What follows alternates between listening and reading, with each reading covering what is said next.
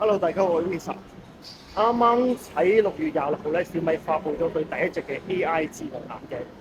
咁呢個眼鏡咧就非常之大喎。咁我於是咧我就上網立即想買啦。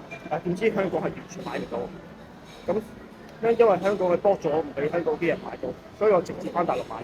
咁啊走咗去先去咗華東嘅3間分店都冇得開。今日再去咗福田嘅 Coco Park，咁啊嗰度咧幫我 check 到就叫我過嚟呢度紅樹林嘅購物中心呢度有貨。嚟到之後又話留個貨俾人，於是佢店員咧教我原來可以上網用美團去買嘅喎。咁於是佢又立即幫我喺美團度買啦，俾埋錢，跟住就安排車手送過嚟啦。咁啱啱趁車手咧，而家就等緊去小米嗰度門市咧，同我攞 pick up 個眼鏡過嚟。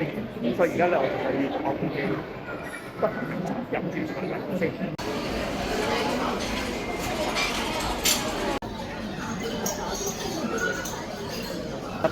跟住都安排車手送過嚟啦。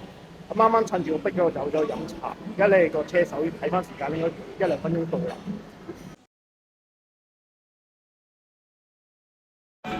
都係送個車手啦，咁啱啱就送咗貨俾我，咁就喺呢度揾間鋪頭門口咧寫個地址，跟住就攞到啦。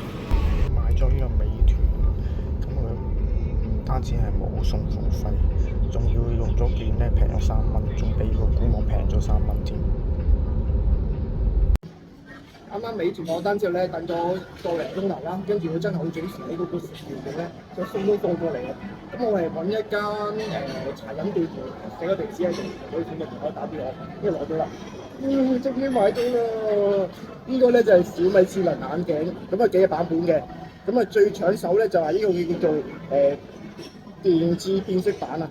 呢個咧即係可以將佢變成一個太陽眼鏡型嘅。咁我終於買到啦！手咧就試完之後咧就再開箱拍片，開箱 share 俾大家聽。